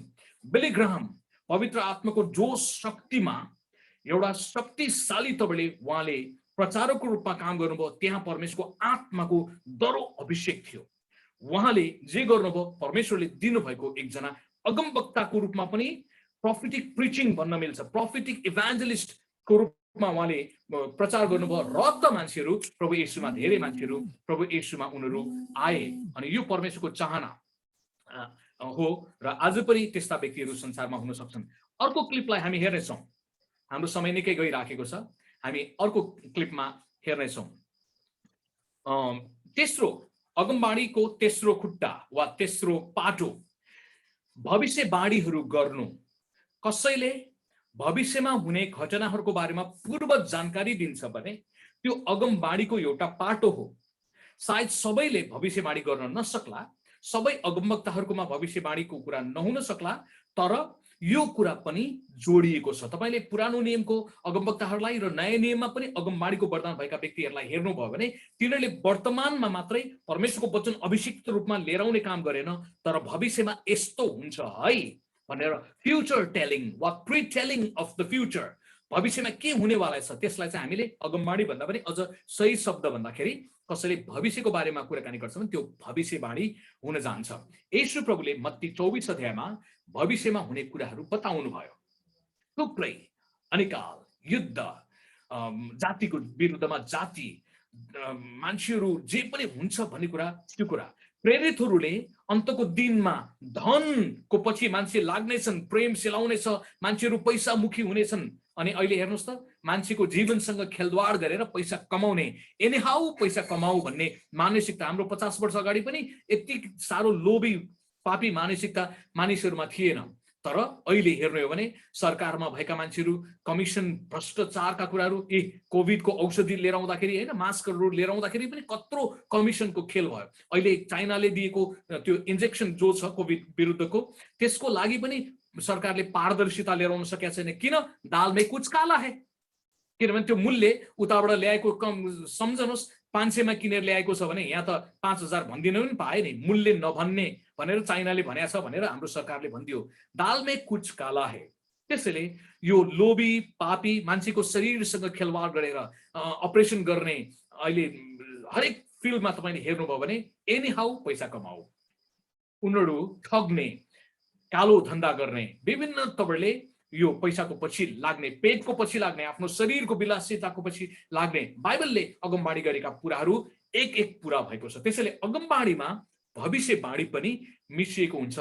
कति व्यक्तिहरूलाई प्रभुले अचम्म तपाईँले भविष्यका कुराहरू व्यक्त गर्न सक्नुहुन्छ। प्रेरित 11 अध्यायको 27 पद लेखिराख्नु होला।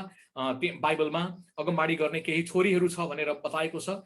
विशेष गरिकन प्रेरित 21 अध्याय गएको हप्तामा पनि हामीले हेरेका थियौँ, पावलको बारेमा अगमवक्ताहरूले भविष्यमा तपाईँलाई पक्रा गर्नेछ, यरुसलेममा तपाईँ जानु हुँदैन भनेर बताएको थियो। तर पावल गयो र 21 अध्यायमा अलिक राम्रोसँग हामीले हेर्यौँ भने उसलाई साँच्चै नै भविष्यवाणीमा बताए जस्तै, अगमबाणीले बताए जस्तै उसलाई पक्रियो, मानिसहरूले थुनेर राख्ने काम गर्यो र ऊ पछि जेलमा पर्यो। जेलबाट नै उसले धेरै पत्रहरू लेख्यो र अन्तमा त्यसरी नै उसको मृत्यु भयो।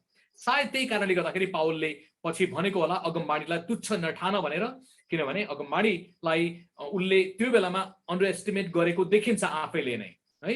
किनभने दुई दुईवटा ठाउँमा दुई दुईवटा व्यक्तिहरूले यो चिज चाहिँ हुनेवाला छ तपाईँ नजानुस् भनेर अगुवाजनले पनि त्यत्रो अनुरोध गर्दा पनि पावल चाहिँ मानवीय स्वभावमा अलिकति कडा स्वभावको थियो। म जान्छु भनेपछि जान्छु, किन नजाने भनेर ऊ आफ्नो मानवीय स्वभावमा गयो र नेपाली उखान अनुसार दुःख पाइस मङ्गले आफ्नै ढङ्गले हुन सक्छ।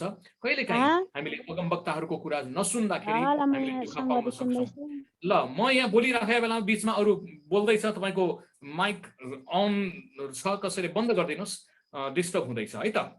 ल अब केही भविष्यको बारेमा प्रभुले अगमबाणीसँग जोडिएका कुराहरू दिन सक्नुहुन्छ। मेरो हृदयमा लागेका कुराहरू एक दुईवटा कुराहरू बताउँ है त। भविष्यवाणीहरू, भविष्यमा हुने घटनाहरू, जो कुरा मैले वास्तवमा शिक्षाको रूपमा करिब 12-13 वर्ष अगाडिदेखि नै बताइराखेको कुरा हो र सोसियल मिडियामा चाहिँ यसरी जुम क्लासमा चाहिँ बताएको थिएन र तपाईँहरूलाई शिक्षाको क्रममा तपाईँहरूलाई यो राख्न चाहन्छु र तपाईँले प्रार्थनासहित यसलाई विचार गर्न सक्नुहुन्छ। भविष्य बताउने काम, अगमवक्ताको सेवाकाईमा भविष्यको बारेमा परमेश्वरले उसलाई सूचना दिनुहुन्छ र त्यो कुरा उसले बताउन सक्छ। ती मध्ये एक दुईवटा कुरा बताउँ।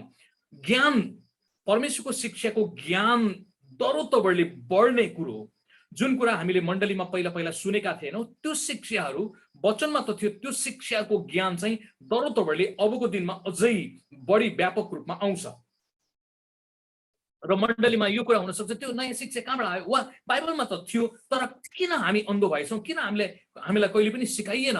यो नयाँ प्रकाश, नयाँ उत्साह, नयाँ जागृति आउँछ र यो नयाँ शिक्षा सँगसँगै नयाँ अनुहारहरू, जवान व्यक्तिहरू, सानो उमेरका मान्छेहरू पनि, ती महिला पनि हुन सक्छ, पुरुष पनि हुन सक्छ, सानो उमेरको हेर्दाखेरि काँचो लाग्छ तर ती व्यक्तिहरूलाई परमेश्वरले गजबले परमेश्वरको शिक्षा प्रकाश लिएर आउनुको निम्ति अचम्म तपाईँले प्रयोग गर्नु हुँदैछ। मैले यो 12-13 वर्ष अगाडिदेखि भनिराखेको र मैले आफैले पनि देख्दैछु। त्यो बेलामा म आफैले पनि बुझेको थिइनँ। मैले त्यो भविष्यवाणी गर्दाखेरि म आफै पनि अचम्ममा थिएँ। अनि अहिले सोसियल मिडियाबाट त मैले देख्न सक्छु, बाफ रे बाफ, नयाँ नयाँ मान्छेहरू अमेरिकामा होस् वा नेपालमा होस्, विभिन्न ठाउँहरूमा परमेश्वरको आत्माको अभिषेकमा तिनीहरूले नयाँ प्रकाश, नयाँ कुराहरू मण्डलीलाई जागृत गराउनको निम्ति ती कुराहरू लिएरै राखेको छ। म तोकेर भन्न चाहन्छु, अबको यी दिनहरूमा नयाँ व्यक्तिहरू सँगसँगै महिलालाई पनि परमेश्वरले गहिरो प्रकाश, गहिरो तबले दिनुहुन्छ र ती व्यक्तिहरूले पुलपिटबाट सभा सम्मेलनमा दरोतबले उनीहरूले अब मास रूपमा सिकाउने समय पनि आउँदैछ।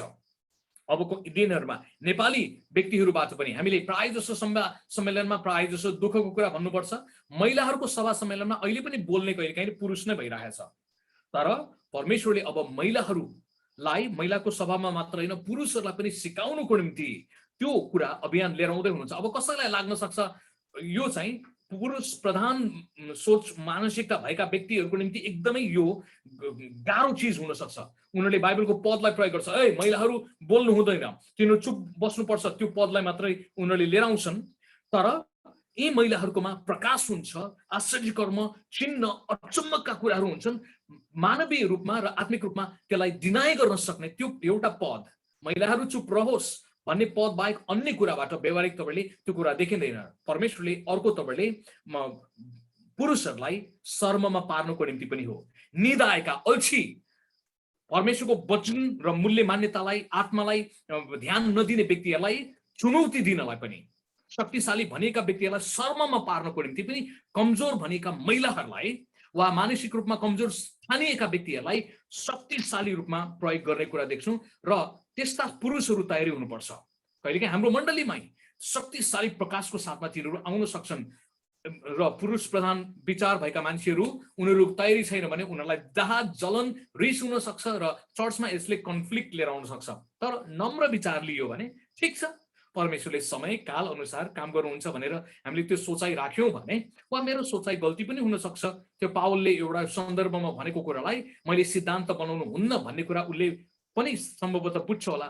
तर प्रभुले महिलालाई पनि चलाउने कुरा देख्दैछौँ। अबको समयमा जति अँध्यारो भयो त्यति नै उज्यालो, शक्तिशाली प्रभुको जन, तिनीहरूसँग आश्चर्य कर्म, चिन्ह, चमत्कारका कुराहरू गजबका कुराहरू जो चाहिँ मानवीय विवेकले दिमागले हेर्ने भने बयान गर्न नसक्ने, जो चाहिँ प्रेरितको पुस्तकमा भएका घटनाहरू, अन्धाले दृष्टि पाउने, मुर्दाहरू जाग्ने, अचम्मको छुटकाराका कुराहरू हामीले अबको यी दिनहरूमा, आउँदो दिनहरूमा झन् जल्दो बल्दो रूपमा देख्नेछौँ। किन?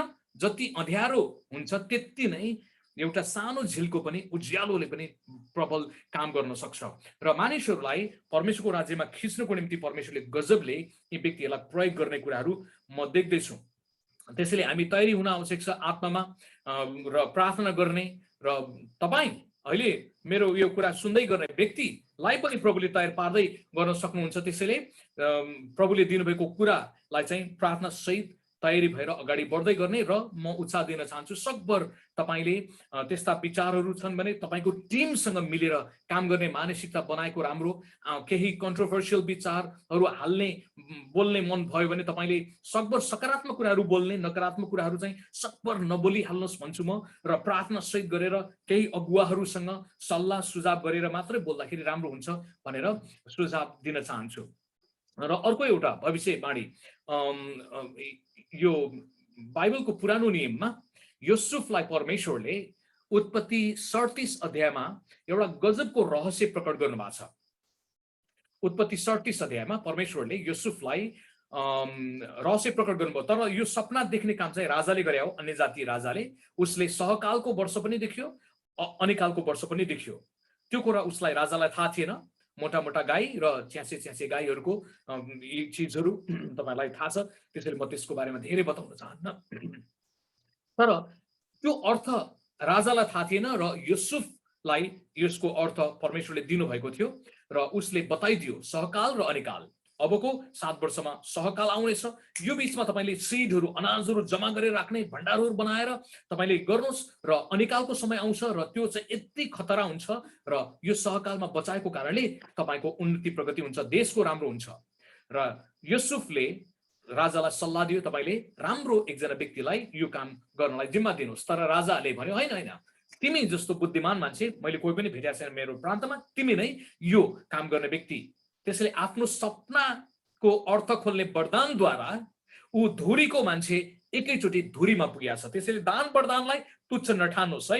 मैले सुरुको च्याप्टरमा एउटा कुरा बताएको थिएँ, दान वरदान किन बुझ्न आवश्यक छ भनेर। सपना दर्शनका कुराहरूले गर्दाखेरि नै युसुफ देशको महत्त्वपूर्ण व्यक्ति हुन गएको हो। त्यसैले सपना दर्शन जो चाहिँ अगमवक्ताहरूसँग कमनली बोल्ने एउटा तरिका हो। र तपाईकोमा फेरि पनि म दोहोऱ्याउँछु, तपाईले देखेको सपना दर्शन प्राय पूरा भइरहन्छ भने तपाईकोमा अगमवक्ता वा अगमबाणीको वरदान विकास गर्ने क्षमता छ। यदि त्यो पटक पटक पूरा भइरहन्छ, तपाईले देखेको सपना, तपाईले देखेको दर्शन पटक पटक पूरा भइरहन्छ भने अगमवक्ताको सेवकाई गर्ने सम्भावना तपाईमा छ भनेर म भन्न चाहन्छु। र त्यस्तै गरिकन फेरि 37 अध्यायको भविष्यसँग सम्बन्धित परमेश्वरले तिनीहरूको शारीरिक उन्नति प्रगतिको बारेमा पनि बोल्नुभयो। अनिकालमा तिमीहरूले जोहो गर भनेर मेरो हृदयमा वर्षौंदेखि एउटा महसुस भइराखेको छ। त्यो कुरा धेरै बयान नगरिकन पनि बताउन चाहन्छु। अबको दिनहरूमा चाँदीको मूल्य अचम्म तपाईले बढ्ने कुरा मैले देख्दैछु मेरो आत्मामा। अहिले तपाईले सुन र चाँदीको मूल्यलाई हेर्नुभयो भने सुन र चाँदी सँगै हामीले भन्छौँ राजा रानी हैन, भने जस्तै नङ र मासु भने जस्तै हैन, हिरो हिरोनी भने जस्तै शब्द सँगै उसको इक्वल मान्यता मूल्यता हुन्छ नि। तर सुन र चाँदीलाई तपाईले हेर्नुभयो भने सुनको मूल्य करिब 95,000 तिर कतातिर होला, चाँदीको मूल्य 1 तोलाको जम्मा 1300 समथिङ होला। भनेपछि व्यवहारिकतामा त के देखिन्छ, एउटा मालिक हो, एउटा नै बिचरा दास नोकर हो जस्तो देखियो नि त। शब्द चाहिँ सुन र चाँदी। तर अबको भविष्यमा कहिले हुन्छ मलाई ठ्याक्कै थाहा छैन। तर मेरो हृदयमा एउटा कुरा दरो महसुस मैले गरिराखेको छु, अबको समयमा चाँदीको मूल्य एकदमै तपाईले आकाशिएर जानेछ, मान्छेले नसोचेको नचिताएको हिसाबमा हुनेछ। त्यसैले तपाईसँग मैले प्राय मान्छेलाई के भन्ने गर्छु भने तपाईसँग फाल्तु पैसा बैंकमा बसिराखेको छ भने वा फाल्तु जमिन छ भने, अलिकति फाल्तु नै जमिन छ भने त्यो राख्नुभन्दा तपाईले चाँदीमा लगानी गर्दाखेरि राम्रो हुन सक्छ। त्यसले कसरी अचम्म तपाईले काम गर्छ मलाई थाहा छैन, तर त्यो कुरा मैले हृदयमा दरोसँग देखिराखेको छ। अब समयले बताउँछ, तर मैले विश्वासमा यो कुरा बताइदिएँ। कहिलेकाहीँ परमेश्वरले काम गर्ने तरिका फरक हुन सक्छ। मलाई लाग्छ हाम्रो समय गएको हो कि जस्तो लाग्यो। के छ सिमन भाइ, हुन्छ हाम्रो समय अझै छ? हुन्छ सुखदेव दाजु, हामी त्यस्तै 5-7 मिनेटमा कन्क्लुड गर्नुभयो भने एकदमै धन्यवादी हुन्थ्यौँ। ओके, ल अर्को क्लिपलाई हेरौँ है त। अगमबाडीको पाटोलाई आज हामी सकिदियौँ। अर्को एउटा अगमबाडीको पाटो हुन्छ, त्यो चाहिँ परमेश्वरको विशेष वचन, विशेष व्यक्ति वा समूहको लागि विशेष समयमा विशेष तोकिएको एउटा वचन हो। त्यो चाहिँ अगमवक्ताबाट पनि आउन सक्छ वा त्यो अगमबाडीको वरदान भएको व्यक्तिबाट पनि आउन सक्छ, दुवै व्यक्तिबाट आउन सक्छ। अब यो कुरा हामीले पुरानो नियमको कुराबाट हेर्ने हो भने राजा साउल गधा खोज्न हिँडिराखेको थियो। परमेश्वरले सामुएललाई त्यहाँ पठाउनु भयो र भन्नुभयो यसलाई राजा नियुक्त गर, र उसले त्यही बेलामा राजा नियुक्त गरि त्यहाँ त्यो बेलामा राजा नियुक्त गरिएको छ। परमेश्वरको वचन अगमवक्ताकोमा आयो र उसले अनप्लान्ड उसलाई गर्यो। त्यो विशेष राजा हुनेछ, त्यो चाहिँ सबैलाई भने होइन, तोकिएको व्यक्तिलाई, साउललाई हो। त्यो समयमा सर्टेन टाइमको निम्ति राजा हुनेछ, सधैँभरिको निम्ति भन्ने कुरा अर्थ लाग्दैन। स्पेसिफिक टाइम छ, त्यहाँ स्पेसिफिक पर्सन छ, समय छ र प्रभुले दिनुभएको कुरा। त्यसैले ठिक समयमा बोल्न जान्नुपर्छ। आजभोलि कोही कोही मान्छेले गुनासो गर्छ नि, मैले पहिल्यै कुरा भनिसकेका थिएँ। कहाँ भनेको थियो? अगमबाडी हो भने पहिले भन्नु पर्यो नि त। भइसकेपछि मैले भनेको थिएँ पुरा भयो भनेर पत्याउँदैन मान्छेले। पहिल्यै भने भए पो त्यो रेकर्ड गरेर राखेको छ भने यी फलानु मितिमा प्रमाणसहित भनेर गर्दाखेरि हो त पुरा भयो भनेर उसलाई भन्न सक्छ नि। नभन्ने अनि पुरा भएपछि मैले भनेको थिएँ भनेर हुँदैन। त्यसैले विश्वासमा उसले बोल्नुपर्छ। ऊ निश्चित छ भने उसले गर्ने त्यो कुरा कहानी गर्न सक्छ। दाउद राजालाई पनि परमेश्वरले विशेष अगमबाडीको कुरा, यो व्यक्ति हो, अरूलाई तैँले नियुक्त गर्ने होइन, उसको निम्ति दाउद त राजा हुनेछस्। साउल आउट भयो र दाउदलाई परमेश्वरले अभिषेक गर्नुभयो। त्यसैले कुनै व्यक्तिको निम्ति हुन सक्छ। आजभोलि मण्डलीमा र विभिन्न सोसियल मिडियाबाट मैले अगमबाडीको वरदान भएका व्यक्तिहरूलाई मैले देखिराखेको छु। यो राम्रो कुरा हो। परमेश्वरले निर्दिष्ट वचन आज पनि बोल्न सक्नुहुन्छ, आज पनि दिन सक्नुहुन्छ। यो कहिले आउन सक्छ? त्यो व्यक्तिको निम्ति तपाईँले प्रार्थना गर्दै गर्दाखेरि आउन सक्छ। तपाईँले त्यो व्यक्तिलाई प्रार्थना गर्दै हुनुहुन्छ अन्तर्विन्तीको सेवामा, प्रभुले बाइबलको पद दिन सक्नुहुन्छ वा अगमबाडी हुन सक्नुहुन्छ। अनि यो कुरा हामी देख्छौँ। प्रेरित 13 अध्यायको 1-4 पदलाई हामी हेरौँ है त। हामी समयको अन्ततिर छौँ। 13 अध्यायको 1-4 पदमा तपाईँले हेर्नु भने प्रार्थना गरिराखेको बेलामा पवित्र आत्माले तिनीहरूलाई के भन्नुभयो? यो व्यक्तिहरूलाई तिमीले नियुक्त गर, रोज यसलाई यो कामको निम्ति चुन। अनि पवित्र आत्माले बोल्नु भए अनुसार, अगमबाडीको रूपमा बोलिए अनुसार तिनीहरूले त्यो कुरालाई सुन्यो, रोज्यो। प्रेरित 21 अध्यायमा अगमवक्ताहरू आएर पावललाई भन्यो, जसको यो कपडा हो, आफूलाई बाँध्यो पावल एउटा लुगा लिएर, जसको कपडा हो त्यसलाई परमेश्वरले भन्नुहुन्छ यसरी नै यरुशलेममा मानिसहरूले बाँध्दैछन्, त्यो सबै विश्वासीलाई बाँध्छ भने होइन, पावललाई बाँध्छन् भनेर स्पेसिफिक वर्ड। तर पावलले त्यो स्पेसिफिक वर्डलाई त्यो बेलामा सायद उसको हाइडी पर्सनालिटी भन्छौँ हामी, उसको मानवीय हिसाबमा ऊ जानुपर्छ भन्ने सोचाइ गरेको। तर पवित्र आत्माले त्यही रोक्नु भएको थियो। सबै कुराको समय छ भन्ने कुरा उसले त्यो बेलामा चाहिँ दार्शनिक तपाईँले याद गर्यो, तर आत्मिक तपाईँले याद गरेन र उसले ऊ पक्रामा परेको हामी देख्छौँ। त्यसैले अगमबाडीमा चारैवटा पाटो हुन सक्छन्। अब आजभोलि चाहिँ कोही मान्छेहरू चाहिँ चारौं पेन्टेकोस्टल सर्कलमा चाहिँ यो चारौं अगमबाडीमा बढी मान्छे लाग्छन्।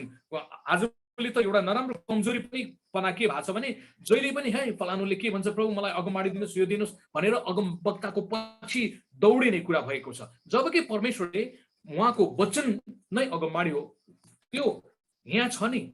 अनि यो कुरा गर्नुपर्छ। म तपाईँलाई एउटा तितो अनुभव सुनाउन चाहन्छु। एक दिन मलाई चितवनमा एकजना व्यक्तिले आएर एउटा अचम्मको प्रश्न सोध्नुभयो।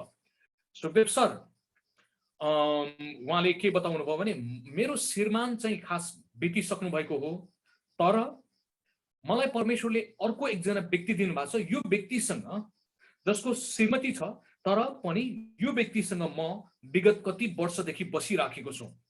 प्रभुको इच्छा के हो? तपाईँले अगमबाडी गरिदिनु पर्यो। अनि मैले सिधै यो व्यक्तिलाई भने, बहिनी तपाईलाई बरु विधवा हो, तपाईलाई बिहा गर्ने मन छ भने सिधै तपाईले नयाँ व्यक्तिलाई बिहा गर्न सक्नुहुन्छ, तपाईलाई बिहा गर्ने चाहना छ भने। तर अहिले तपाई अर्काको लोग्नेसँग बसिराखेको छ र प्रभुको इच्छा यो हो कि होइन, त्यसले मलाई पैसा दिन्छ, त्यसले मलाई सहायता गर्छ, त्यसले मलाई माया गर्छ, म विधवा भएकोदेखि नै बालबच्चालाई पनि हुर्कायो भनेर भनेको छ र प्रभुको वचन के छ मलाई बोलिदिनुहोस् भनेर भन्छ। मैले भने तपाईँ बेविचारमा छ, तपाईँ पापमा छ। उहाँलाई त्यो कुरा मन परेन। अनि 3-4 वर्ष बितेपछि अमेरिकाबाट एकजना वा विदेशबाट वक्ता आएको थियो, अनि त्यही आएर मलाई भन्नुभयो, सर उयो प्रभुको अभिषिक्त जनलाई अगमवक्तालाई मेरो प्रश्न तपाईले सोधिदिनुहोस् न। मेरो कानबाट धुवा आइरहेको थियो, रिस उठिरहेको थियो। नेपालको वक्तालाई उसले सुन्न नचाहने, तर विदेशको गोराबाट के भन्छ प्रभुको भनेर सुन्ने कुरा, मैले भन्ने र उसले भनेको कुरा एउटै हुन्थ्यो। अनि मैले भनिदिएँ त्यो वक्तालाई, त्यही पनि उसले साह्रै जिद्दी गरेको कारणले तपाईँलाई त्यही नै कुरा भन्छ। त्यो वक्तालाई भने, हेर्नुहोस् यस्तो यस्तो छ, यसले अर्काको लोग्ने लुकाएर राखिरहेछ, सबैलाई त्यतिको थाहा छैन, यो गोप्यताबाट बसिया छ, तर यसलाई म ठिकै छु भन्ने लाग्छ, किनभने म विधवालाई प्रभुले जुटाउनु भएको एउटा श्रीमान हो भन्ने यसले सोध्छ। तर अर्काको श्रीमती, त्यो श्रीमतीलाई पनि योसँग विश्वासीसँग बस्दैछ भन्ने कुरा थाहा छैन। तर यसको चाहना के छ, प्रभु मसँग बोल्नु पर्यो, मलाई अगमबाडी चाहियो, मैले ठिक गरिरहेको छु कि छैन। अनि मैले त्यो व्यक्तिलाई वक्तालाई भने, अनि वक्ता पनि रिसाउनु भयो। अनि वक्ताले भन्नुभयो मलाई साह्रै रिस उठ्यो, मैले भने नराम्रोसँग यसलाई झाँटिदिन्छु। त्यसैले मेरो श्रीमतीले चाहिँ अलिक प्रेमपूर्वक भन्छ भने श्रीमतीलाई, उहाँको श्रीमती र म गएर त्योलाई सम्झाउने काम गऱ्यौँ र श्रीमतीले राम्रोसँग भने तपाईँ बेविचारमा छ, तपाईँ पापमा छ, तपाईँले परमेश्वरको कुरा अनुसार गरिराखेका छैन, बरु त्यसलाई छोडेर तपाईँले बिहा गर्नुहोस्, अर्को व्यक्तिलाई बिहा गर्न सक्छ भन्ने कुरा हामीले गऱ्यौँ। कहिलेकाहीँ याद गर्नुहोस्, मैले तपाईँलाई देख्न खोजेको नेपालकै मान्छेले, सम्भवतः उहाँकै पास्टर अगुवाहरूले, उहाँकै चर्चको मान्छेले पनि उहाँलाई सम्झाइरहेको थियो, दिदी तपाईँले यो कुरा गर्नु हुँदैन, बहिनी तपाईँले यो कुरा गर्नु हुँदैन, तपाईँ पापमा छ भनेर। तर उहाँ अगमवक्ताको यो चारौं किसिमको प्रभु मसँग बोल्नुहोस् भन्ने अगमवक्ताको पछि लाग्दै थियो। त्यो मूर्खता। बाइबलमा त्यसको उत्तर दिइसकेको छ भने हामी किन अगमवक्ताहरूको पछि दौडिराख्ने? त्यसैले अगमवक्ताको पछि दौडिराख्ने समय पनि छ। कहिलेकाहीँ हामीलाई वचन चाहिन्छ, ठिक छ, परमेश्वरले तिनीहरूलाई पनि चलाउन सक्नुहुन्छ, तर तिनीहरू नै सबै थोक भनेर दौडधुप गरिराख्नु पनि हुँदैन। र त्यो गिफ्ट भएको व्यक्तिले पनि तिम्रो पास्टरकोमा शिक्षा मात्रै छ, तिम्रोकोमा प्रचार मात्रै छ, यो चाहिँ वरदान छैन, तिनीहरूले पवित्रतालाई मान्दैन भनेर भन्नु हुँदैन। हामीले अगमबाडीको चारैवटा पाँचोलाई स्वीकार गर्नुपर्छ। कसैलाई प्रभुले यो क्षेत्रमा, कसैलाई त्यो क्षेत्रमा, कसैलाई त्यो क्षेत्रमा प्रयोग गर्नुहुन्छ भने हामीले एकअर्कालाई सम्मान गर्दै, आदर गर्दै बढ्न आवश्यक छ। आजको निम्ति मलाई लाग्छ समयको कारणले गर्दाखेरि यति नै। बाँकी समय अर्को हप्तामा हामी हेर्नेछौँ। अर्को हप्तामा पनि मेरो च्याप्टर चाहिँ सायद अगमवक्ताको बारेमा नै हुनेछ। अब यो कहिले पुरा हुन्छ भन्ने विषयमा अलिकति टिचिङ धेरै मान्छेले मलाई प्रश्न सोधेको कारणले गर्दाखेरि मलाई लाग्छ आउँदो हप्तामा हामी अगमबाडी पुरा हुनको निम्ति बाइबलमा तोकिएका समयहरू जो छन् त्यसको बारेमा गहिरो रूपमा चर्चा गर्नेछौँ। आजको निम्ति यति नै र बाँकी समय म सञ्चालक व्यक्तिलाई फेरि फिर्ता दिन चाहन्छु। धन्यवाद। प्रभुको आशिष तपाईँ सबैसँग रहेको होस्। र हाम्रो यहाँ निकै पानी पर्न थाल्यो, अब मैले मेरो आवाज पनि सुन्नलाई गाह्रो पर्न थालिरहेको छ। पर्फेक्ट टाइमिङ, त्यसैले अब तपाईँहरूको कुरा चाहिँ म सुन्नेछु। धन्यवाद।